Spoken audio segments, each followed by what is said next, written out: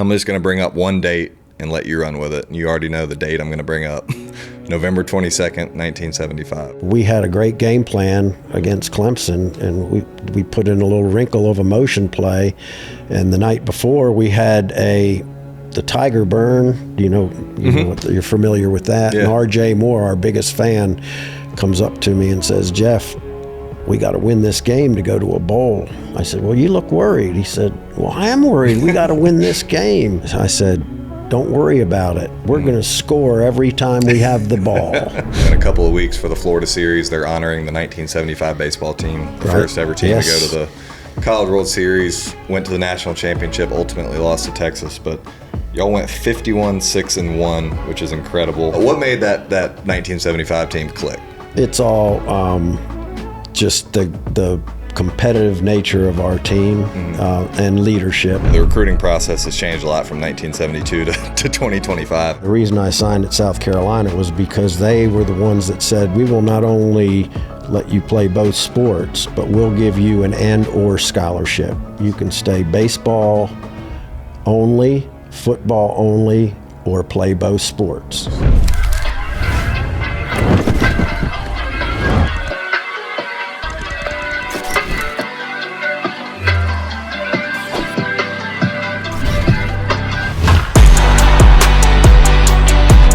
Welcome to this edition of Whole Lotta Glove. I'm honored to have my good friend, Uncle Meat. I'm going to call you Uncle Meat for the entire time, but his name is Jeff Grantz. Which is fine. I don't know what else to call you, so I'm going to call you right. Uncle Meat. But anyways, thanks for joining me. How's everything going? Everything's great. Everything's good. Baseball season could be going a little bit better, but other than that, I'm feeling good. And Good. Just getting old. That's all right. So we got a ton to get to, obviously, with your career, Gamecock career. But let's start with kind of your upbringing. Where are you from? Did you come from a sports family? And where did your passion for sports come from? Well, I did. I came from a sports family. My father was a high school coach and athletic director. Bel Air, Maryland is where I was born and raised, which is about 25 miles north of Baltimore. And I grew up about 2 miles off of 95, 25 miles north of Baltimore in Bel Air, a town called Bel Air, Maryland. And my dad basically introduced me to sports at a young age of about 3 or 4 years old, where he'd draw my chalk and put my feet in a batting stance and pitch me tennis balls, as a lot of young kids start out. And the lucky thing about having a dad that's a coach and and knows a lot about athletics is you get correctly coached from day one. And I was fortunate enough to have a father that took a lot of time with me in addition to everything else he did, and taught me the right way, which was a great advantage, actually. And everyone knows you for your baseball and football career. Were those the only two sports you grew up playing, or did you play any other sports? I played it all. I played everything. I played basketball. I was in a bowling league. He used to have his neighborhood group over for ping pong. They had a ping pong league in our basement, and I'd participate in ping pong leagues with him and as I got older, of course. But and if it was there, I wanted to do it. Anything with a ball or a bat or whatever. The only thing I didn't participate in, and he always said, "You'd have been a really good lacrosse player," because lacrosse was big. That's huge up there. When I grew up in Maryland, and where he coached in Baltimore County, and we lived in Harford County, so which was about a 16-mile difference. But Baltimore County did not have football at the time, and so lacrosse and soccer were their big sports. And he played two sports in college. He went to a small teachers college called East Stroudsburg in Pennsylvania, and he was passionate about football, but he never had a chance to coach it till later on. As I got older, they got a football program, and of course he, as being the athletic director, wanted to be the head coach and was because he was the boss. So he did that. But before then, he'd always take the sports that no one else they could get to volunteer for. So he coached cross country and soccer and baseball and girls softball, all of that stuff. Yeah, so you came from the ultimate sports dad. Yeah. So it was. So good. obviously, the recruiting process has changed a lot from 1972 to 2025, and really from 2020 to 2025. Talk about just the recruiting process in general back then, what it was like. Was it very old school? And then more in particular, your recruiting process as far as what schools you were looking at and what ultimately led you to choose South Carolina. Right. Well, I loved playing everything so much, and it never even occurred to me until I guess I was probably going into high school playing on JV teams and whatever, that you could actually get a scholarship to go to. Because people started talking as I played pretty well, back in those days. But I guess the first letter I ever got was, I remember that. I got a letter from Dartmouth, of all places. I think it was my sophomore year. And so that started the process of recruiting. So basically, my high school career was very successful, mainly because the high school that we moved to, originally I was in Dundalk, Maryland, and he was coaching there. And then when he got promoted as an athletic director to Parkville in Baltimore County, he moved us to Bel Air, which is outside of the city area of Baltimore, because they had a great athletic program at the high school that I attended. It was called Bel Air High School, and they had excellent sports. So basically, I went through the process of Little League and that type of thing, and had great coaching there at our high school also. And it turned out that right as I was getting ready to be the starting quarterback my sophomore year at Bel Air High School, Parkville and Baltimore County put in football. So my father, of course, decided he would be the head coach of Parkville High School. And since it was new to their county, he wanted to play a program that was a good football program. So he scheduled Bel Air High School. So the first game I ever started as a sophomore for Bel Air High School, my father was the head coach of the other team. We opened the season. How'd that game go? That game went very well for me. It was 56-14, I think, was the final score. But he realized that they were going to get beat. Right. But he wanted to show his kids before they got into their county league season what good football was all about. That's why he scheduled Bel Air. But we opened up with my dad as the opposing head coach all 3 years that I started in high school. That's pretty funny. And handled them pretty easily each time. But he did block a punt. I punted also, so he did block a punt, and that was his claim to fame. Put some pressure on him. You never got another one blocked since then, did you, son? I said, no, sir. So, and I saw you were drafted by your hometown team, the Orioles, out of high school in the 16th round. Was it tough to say no to the team you grew up loving? No, it was not. Really difficult to say no, because they knew that I wanted to go to college, and they knew that I was recruited and I wanted to play both sports in college. The high school program I had in Bel Air was also an excellent program, and we never lost a county game the 4 years that I played at Bel Air. And but because of football and that I liked both sports so much, I wanted to play both in college. So they knew at the time, and I was playing for a summer league team that was actually run by the Orioles Scouts, and I told them at the time that I'm not going to sign. But they drafted me anyway in the, I think, 15th or 16th round. But we never even negotiated, never even talked price or whatever. They said, "Are you sure you don't want to sign?" And I said, "No, I'm heading to South Carolina to play." So we'll kind of just go, this obviously is a baseball podcast, but with you being one of the best quarterbacks ever, we'll talk a lot about football as well. So you get to college, your first fall was that in 72? 1972. And who was the starting quarterback on that team? his name was Bill Troop. Bill Troop. And he was a transfer from Virginia the year before, and we ran a drop-back offense.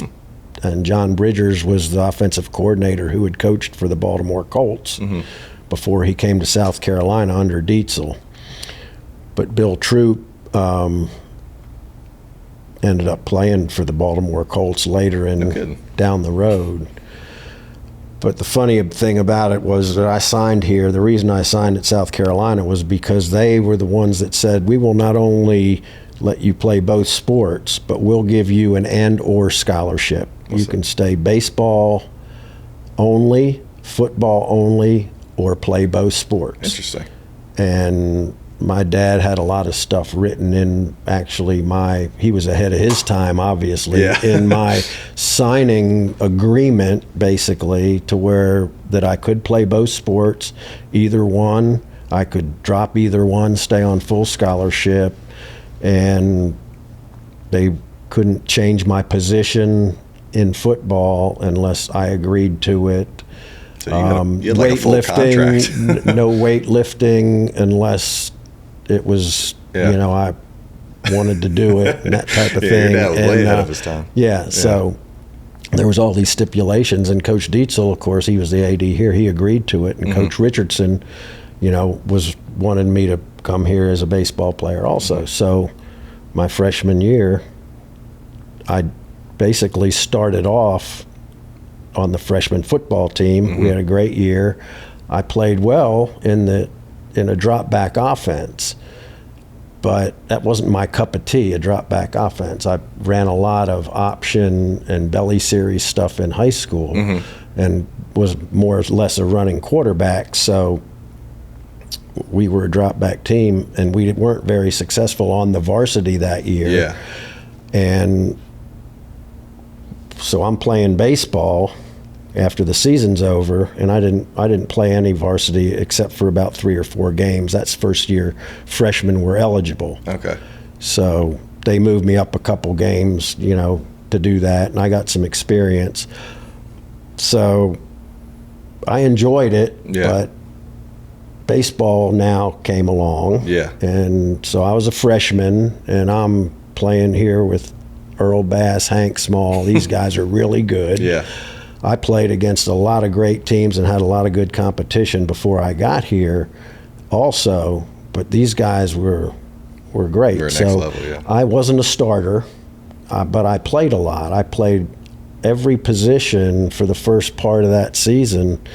I think I started and played in the center field, all the outfield positions. I played at third, short. If somebody was injured, I was kind of like the utility guy. Man. Yeah. Right. Awesome. And so basically, it turns out that Coach Dietzel fired our offensive staff and brings in a staff that runs the veer. Okay. So I go to Coach Richardson because I wasn't playing every game and ask him, Coach, I think I can win the starting quarterback job. Do you mind if I go participate in spring football? And I said, but I'm here if you need me, and just call and I'll jump back over. Yeah. And he said, I think you can win it too. And in fact, he said, you're right, you're not playing all the time, but if I need you, I'll call you. Go for it. Really?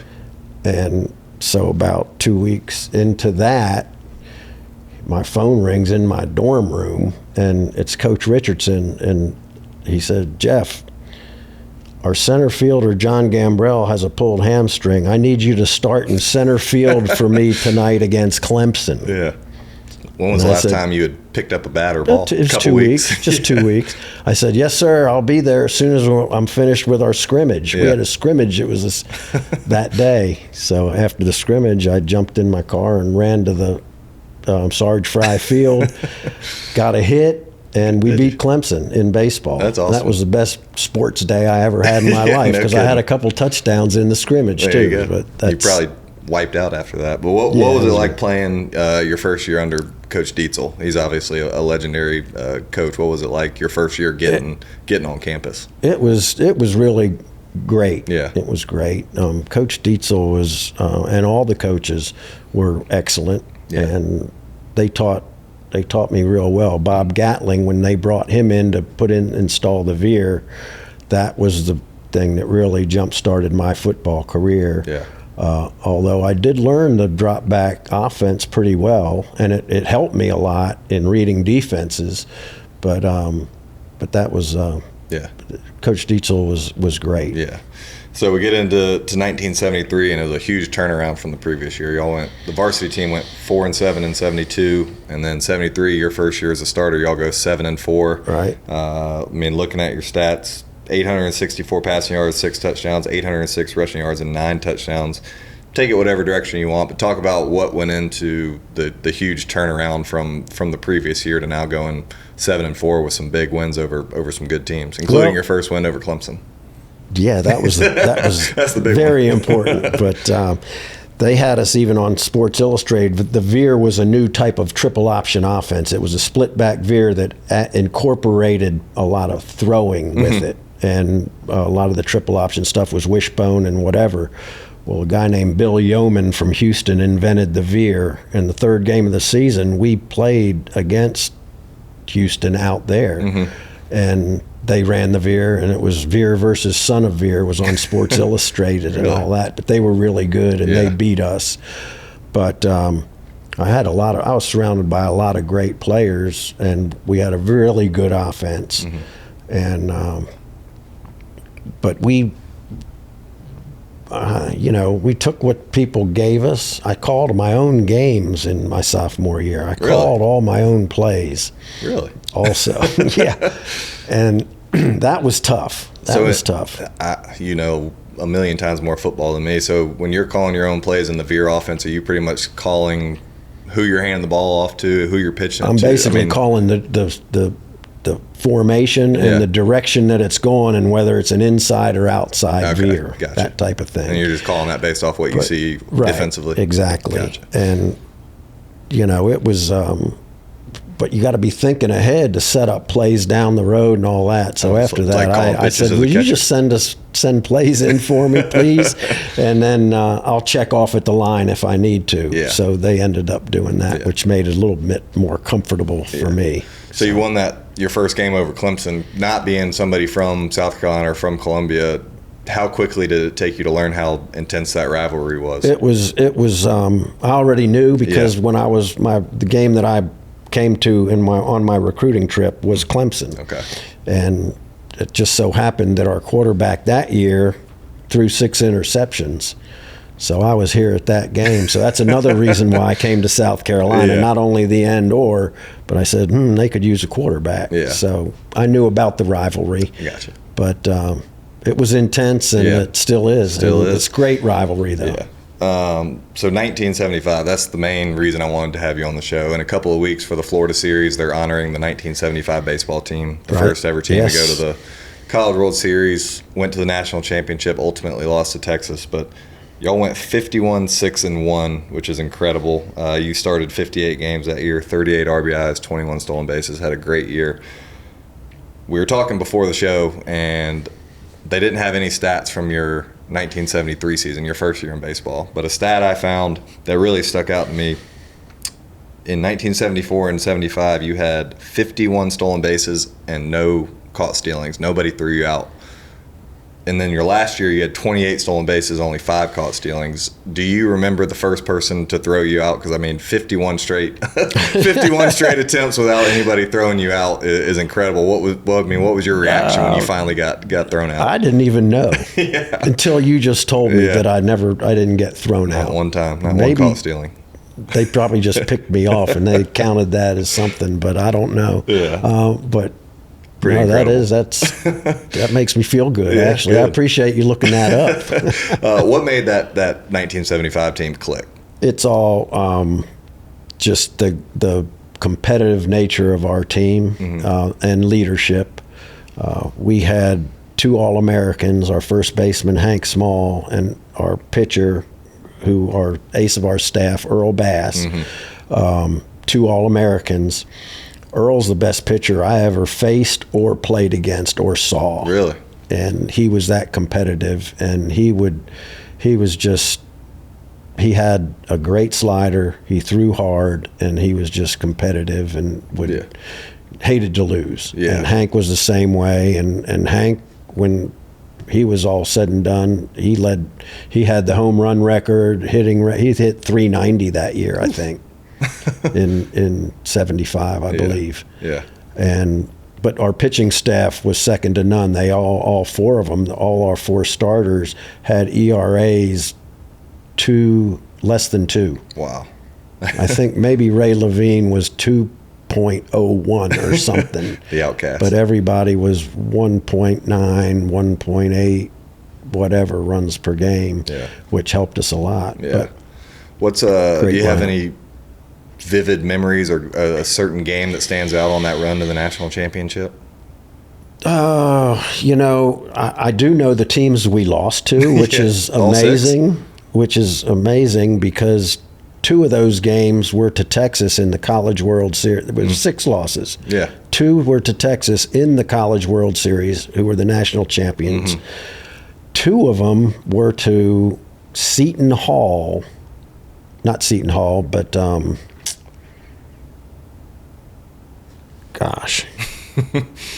we played in a now I can't think of who it was. It was down at Rollins, Stetson. I'm sorry. Okay. It was a tournament, winter tournament or Easter tournament or whatever down there. And we lost but 2 games to them there. And then I think we lost to Davidson and Georgia Southern. Those were all 6 losses. But you remember your losses. Yeah, I always remember the losses. So the couple of times I've gotten to meet Bobby Richardson, he seems like just the salt of the earth, the nicest guy you'll ever meet. Was that how he was to play for? Yes. Really? He really was, and always has been. Yeah. And he's just the greatest guy, and he's going to turn 90, and he looks like he did. He looks just like he did when he was coaching. Well, I mean, he spoke at Tommy Moody's funeral. You would never think he was 90. I thought he was like in his mid-70s, but he's a legend. So like I said, y'all are all coming back to be honored in a couple weeks. Who are some of the guys from that team you're most looking forward to reconnecting with, guys you haven't seen in so long? Well, we've got all the ones living that are coming back pretty much. There's going to be 18 of us there. We've got them coming, even our manager from Massachusetts, he's coming, Sandy Bucknam. Mark Van Bever, who was our second baseman, is coming from Florida. Greg Keatley, Ray Levine. Greg was our catcher. He lives here. Ray Levine lives here. We've got 3 of them that live in Charleston area. Jim Pankovitz, our third baseman, he played for the Astros. Yeah, I've heard that. He lives right outside, right near the Citadel in Charleston. He's retired there. Steve Cook is in Mount Pleasant. He was our center fielder. He'll be here. Robbie Parrish lives at Kiowa. He was our backup catcher. Just so many. I've been on the phone with all these guys, and Scott Thomas, who played football, also was one of my receivers actually, and he played in 75 and 76 because he didn't have the and or thing, but he was a receiver. He's coming from Atlanta. I hadn't seen him since college. That's awesome. And it's well deserved. So there's going to be 16 or so of us. That's awesome. that are going to be there, which is great. And 75 wasn't only a good year for you baseball-wise, football-wise. That 75 in general was definitely kind of the height. 75 was my year. It was a good year. Yeah. Y'all went 7-5, played in the Tangerine Bowl. It was only the 3rd bowl game South Carolina had ever been to. You had close to 1,600 pass yards, 16 passing touchdowns, and then you had 12 more rushing touchdowns. 2nd team All-American, co-captain.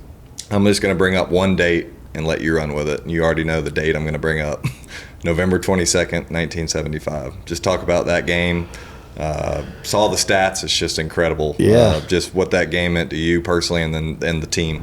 Hey everybody, whether you're tired from tailgating or scoring touchdowns, there's nothing more important than a good night's sleep. It's time to upgrade your sleep at May River Mattress Company, the Low Country's mattress experts. At May River Mattress, not only will you find the top national brands, but you'll have an expert to help guide you through the process in finding that perfect night's sleep. Not to mention with their low price guarantee, you'll sleep well knowing you're getting the best value in the game. So why settle for anything less than a championship level sleep? Visit MayRiverMattress.com or stop by their local Bluffton showroom today. May River Mattress Company, where the Low Country goes to sleep. Well, I remember that was a beautiful football day. Yeah. There was not a cloud in the sky. I can remember it. And we had a great game plan against Clemson, and we put in a little wrinkle of emotion play. And the night before, we had the Tiger Burn. You know you're familiar with that. Yeah. And R.J. Moore, our biggest fan, comes up to me and says, "Jeff, we got to win this game to go to a bowl." I said, "Well, you look worried." He said, "Well, I am worried. We got to win this game." This is a true story. And I said, Coach Moore, I called him Coach, and I said, "Don't worry about it. We're going to score every time we have the ball." And he said, "Well, just win the game. I don't care about that." But we ended up scoring touchdowns every time we had the football. And I was punting, and I never had a punt that game. And I threw for 5, ran for 1, and they said we were running up the score. But like I say, if you can't play any better, then too bad. Yeah, and exactly. Can't stop it. That was it. But that was the. I think I saw you had 686 yards of total offense that game. That's something like that. It was crazy. amazing. That's but crazy. Great offensive line, 2 backs that rushed for 1,000 yards that season, receivers that caught everything I threw. I guess they didn't want to hear me when they got back to the huddle.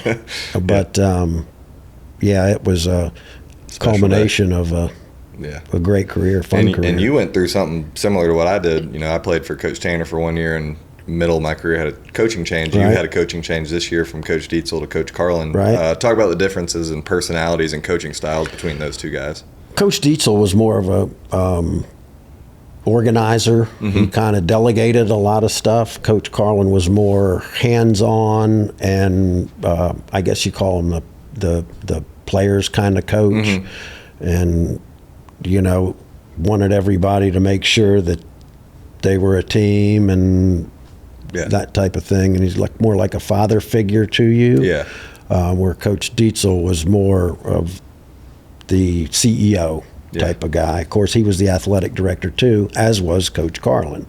But Coach Carlin was that hands-on, make sure that you're a leader and you take care of these guys. And then after everybody's gone, he looked after all his guys too. Yeah. Down the road. He was more the players' coach. Awesome. Yeah. So quickly get to your last year, 1976. Play the baseball season. Y'all went 38-14. You were telling me before that y'all lost to Furman to end your college baseball career. We did. And saw you got drafted by the Miami Dolphins for football. Did I read correctly that they tried to transition you to wide receiver? Yes, they did. How'd you take that? Well, I just went to the 3-day rookie camp. I never even talked money with them or anything. And Coach Carlin just told me, just go down there, see if you like it. If you don't, they drafted you as an athlete. I was almost Mr. Irrelevant. It would have been if I'd have been about 10 more picks down the road. I mean, the 17th round pick. Yeah. But I went down there for 3 days, and I didn't like it at all. Everybody was worried about how much the other guy was making, and I never played receiver. I threw a lot to receivers, but I think they were warming up. We were running slant patterns, and Strock fired one. I thought he was just warming up. It went right through my hands and hit me in the face mask. Yeah. And then another one, I ran an up and out down pattern and beat my guy and went right through my hands. And I look over, and there's Don Shula standing right there where I dropped the ball next to me. Yeah. And he said, "Hey, great route, Jeff, but you got to catch the ball." Yes, sir. And I ran back. But Coach Carlin said, "You need to come back and just coach." Yeah. so he wanted me as a grad assistant, so I did that. Yeah. Did you not have any for 2 years baseball opportunities, professional? After no, I did not get drafted. Interesting. After that, and basically my dad, he's like asking everybody what's the problem or whatever, and they said, well, those years he played football, we didn't see any improvement in his baseball, and we'll take him as a free agent, but if they don't have the money invested in you, it's tough. I was finished, so I turned to slow pitch softball. But, so give me about 60 seconds here. I'm going to read through your Carolina career. It's pretty incredible. 3,440 passing yards, 1,577 rushing yards, second most rushing yards in a game by a Gamecock in history. Had 260 against Ohio. You remember that? That was a record for quarterbacks. Ever? National record for quarterbacks, rushing record for quarterbacks ever, which was broken the next week by a running back at Kansas that came in for the quarterback. Yeah. And he ran for more. Well, Gamecock records, I would imagine that's still probably the second most ever. It's the second. Yeah. Yes. 2-1 against Clemson. You had the 626 yards and 56 points against them, most ever by a Carolina team against Clemson. Second team All-American. Baseball-wise, you led the first team ever to the College World Series. You played in a national title. You're the all-time fielding percentage record holder at two positions, shortstop and second base, which are two pretty important positions. 1985 Athletics Hall of Fame for the university, and then 1988 the state of South Carolina Athletic Hall of Fame. All that said, when you made the decision to come to South Carolina, did you ever envision your career going that way? And just looking back, how cool is it to hear all that you did? I had no idea. Yeah.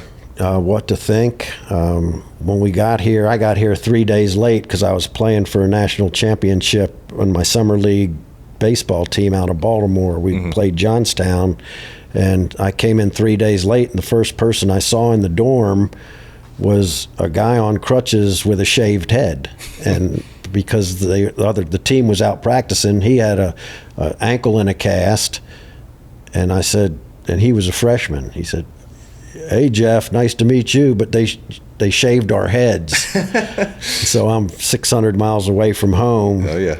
And the first thing I do is I said, I got to get my head shaved so I fit in. Yeah. So, but that's how it started, but it ended up being unbelievable. Oh, yeah. And never expected anything, but only attribute it to all the friends and teammates that you make, and it's just such a lifetime of so much fun, and not just the baseball, football guys, but all the athletes, like your dad. And well, you led me to my next question. Yeah.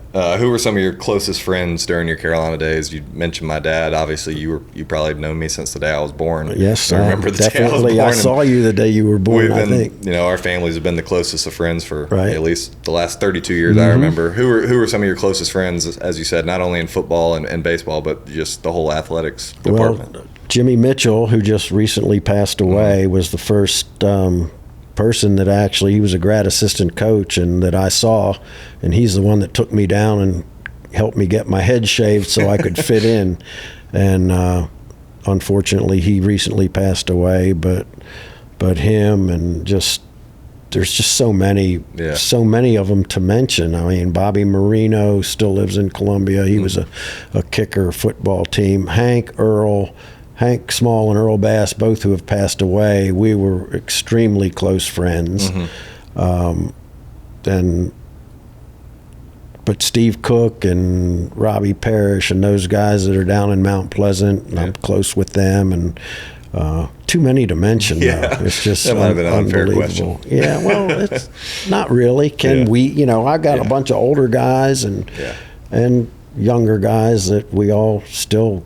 45 years we've been all getting together for dinner for boys' night out. Well, it's good. It's a good fraternity. There's no doubt. I mean, regardless of age, it's still fun. It was. It is. Looking back, and give me one for football and one for baseball. What's your proudest moment on the field as a Gamecock? One for each sport. Well, Clemson 56-20, no doubt about it. It's a way to go out, a great way to go out. And, that team, and we were so close and all that. And then baseball wise, I'd say it was when we beat NC State to go to the regionals. We beat them in the regionals to go to the College World Series in '75. Yeah.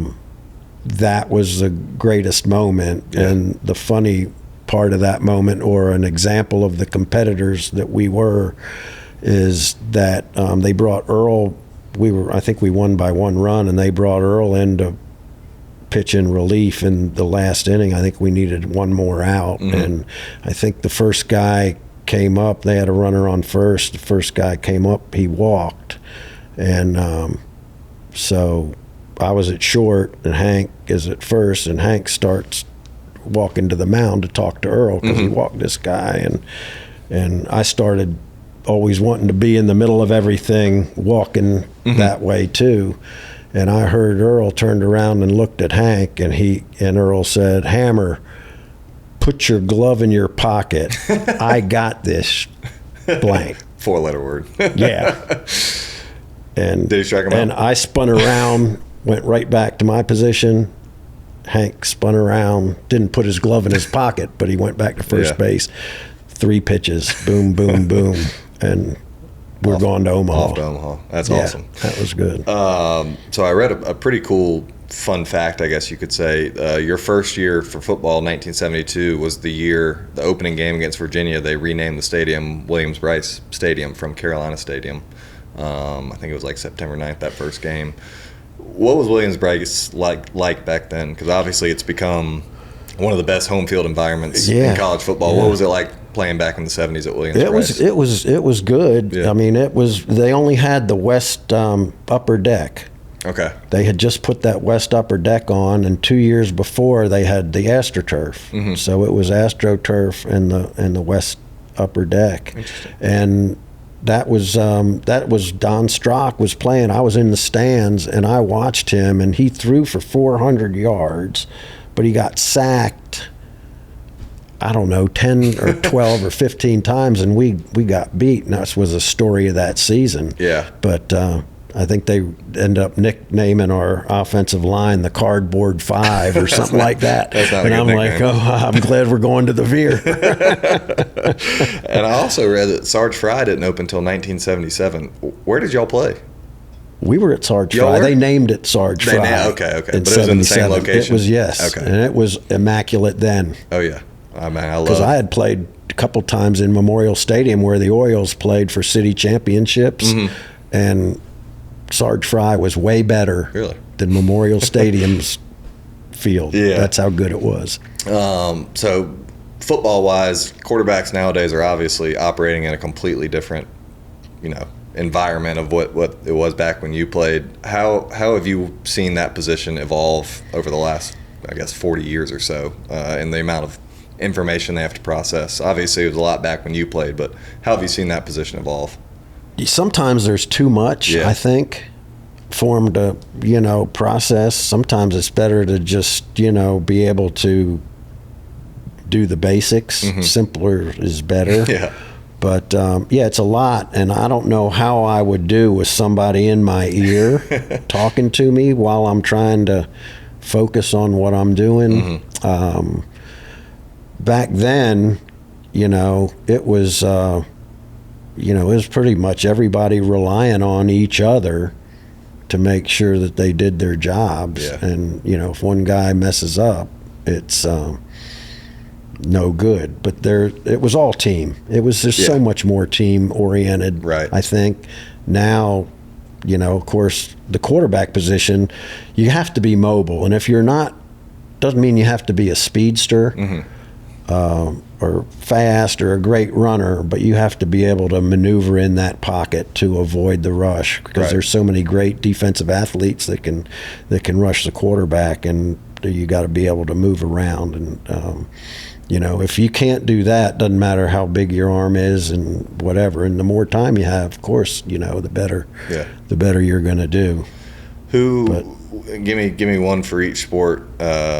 Who's like a legendary guy you played against, like a household name, both maybe on the defense in football or a pitcher you faced in baseball that, a Hall of Fame, pro Hall of Famer, one of the best players you faced in each sport? Well, I played against the Selman brothers in the Japan Bowl. And in some of those bowl games, there were some pretty good ones. Yeah. Archie Griffin was on my team. He won the Heisman both years when I was a junior and senior. Rick Cerrone was a catcher, really good catcher for Seton Hall. We played him in the World Series. A lot of good competitors, just so many that I can't just pick them out. It's tough. It was a while ago. I could figure it out and come up with it, but not just like that. And you already answered it for baseball with Earl Bass and Hank Small. Who was the best football teammate you had at Carolina? Best player, like best athlete, best player you had seen in person? I was fortunate because I had two very excellent centers. Darrell Austin, who played for the New York Jets, and Mike McCabe also. If you've got a good center and you're running the veer and you're a quarterback, when they moved Darrell Austin to center my sophomore year, that turned my light on. And I got on when he moved to center, I got under him and I said, man, I'm king of the world now. I can do anything. That just helped my confidence that much.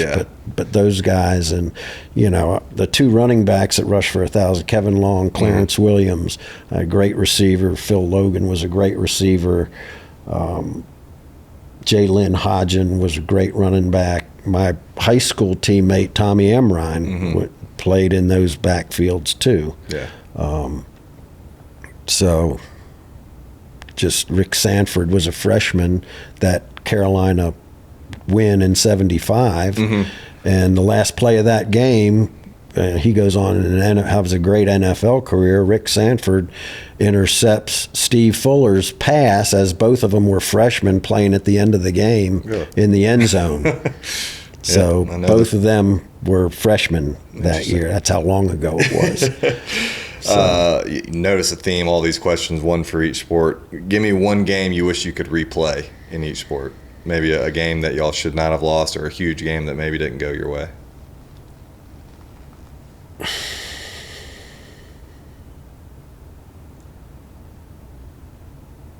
A lot of them didn't go our way. I think the Tangerine Bowl would have been one. Who was that game against? That was against Miami of Ohio. They were a very good team, underrated, very underrated. But I had a decent game, but I don't think we had a great scheme, a great plan. I was sacked about 5 or 6 times that game. I threw for a lot of yards, but I was sacked a bunch. That baseball-wise, the success we had in baseball, that Furman game would have been. Furman game, I hated going out, losing 11-2 or whatever it was. It was actually, the last, and it was that early. So the last several innings going out there was a pretty sad way to know you're going to be playing your last home or last baseball game for the Gamecocks. So that was rough. So talk a little bit about today's college athletics landscape. NIL, transfer portal. Obviously, you didn't have to deal with any of that stuff. What are your just general thoughts on it? You can keep it. Do I have to talk about it? No, you don't have to. I mean, I think everybody kind of has their thoughts on it. Yeah, I know. When all this first started, and everybody is the same consensus that this could have been avoided if the NCAA would have taken the bull by the horns instead of putting their head in the sand for so long. I mean, for 10 years they did this, and it's something that's been coming. And then when it first all started coming out, and myself and all of my buddies, and when we talk, it's like, this is just the tip of the iceberg. and then it gets worse and worse. And now we had a free agent, a guy hold out. The tennis. That's the latest in this tip of the iceberg stuff that's happening, and it's just not the same. It's not the same feel of athletics to me. It's not the same feel of team. It's too much it's money. It's not. I'm not playing to win. I'm playing to get stats. Yeah. It's not the same feeling at all. Nothing like that. And we never cared about who got the credit. We wanted to play. We'd never thought about sitting out a bowl game because we might get injured and not be able to get or make $1 million. I mean, it never crossed my mind, and most everybody that I ever played with, it never crossed their mind. I mean, didn't even think about that. And I just can't. I always wanted to play one more game. Now they don't want to have spring games, or they don't want to play. Right. And then it goes to, I think I'm going to sit out the second half of a game. Yeah. It's a wild. It's wild, wild west, as they say. But until they get some kind of controls or some kind of contractual situations with what these deals are, because it's all accountable to none of the players are accountable to any of it. Right. They're never held accountable to even get their money or whatever. They just do what they want. Well, and knowing you like I do, and knowing myself, we'll still keep going, and we'll still keep supporting them. Oh yeah, which leads me on to my next thing. We've watched hundreds of games together, tailgated together for years. Just talk about how important it is for former athletes and alumni to continue to come back and show their support for today's current athletes. Well, it is. It's a totally. The Letterman's Association, I've been very active in that for, since I've been there. And we call it now, our slogan is athletes helping athletes. And the, as long as we're welcome back, and I think Coach Beamer's done a great job and Coach Tanner did a great job, and these coaches are trying to do the best they can to keep us in the loop. I think, you got to. Yeah. I'm surprised at a lot of these guys that make all the money and go pro, especially recently, and not just recently, but in the recent 15, 20 years, they're making a lot of money, but they're not really doing a lot to support their schools. Yeah. They have foundations, but not many of them support their schools. Right. And that's just a question I don't understand. Yeah. And I don't know why. I never ever have gone out and said, why don't you do this? But it just seems to me like not a whole lot of them give back to their universities. And I don't understand that. Yeah, I don't either. So I know you were in the beverage industry for how long? 33 years. 33 years. Now you're in real estate with your wife. How much are you loving being a granddad? You got the grandkids spoiling them. What made you want to stay in Columbia? Was it meeting Jill? Actually, yeah. I mean, that and just I made, I guess, kind of a name for myself here. I loved it. I had all my friends here, and I just really fell in love with the city and the university and everything about it. And so I never once looked back and never thought about going back up north, even though some of my buddies that were real close to me, both of my roommates went back up there. They were both from Maryland too, Andy Nelson and Tommy, and but I just love it here. I mean, when I retired, a lot of people asked me, what do you want to do? I said, I have no idea, but I know I don't want to leave Columbia. Yeah, there you go. That's right. It's just kind of where I grew up. Yeah. Get comfortable with something. So it's a great city. It is. It's a easy. Cost of living's low. It's good weather. You got beach right here, mountains up there, and it's a great place to be. It's great. Well, I appreciate you taking the time and telling some stories. I hadn't heard a lot of those stories, which is probably shame on me. I'd never really asked you, and we've known each other all these years. I've heard a lot of your stories, but some of those I hadn't heard. But appreciate you taking the time, and I'll see you over at the Ole Miss game. We'll go sit together there. We'll go see you soon. See you in a minute. Yeah, no doubt. Good. Well, that's all for this week's episode. I'll see y'all next week.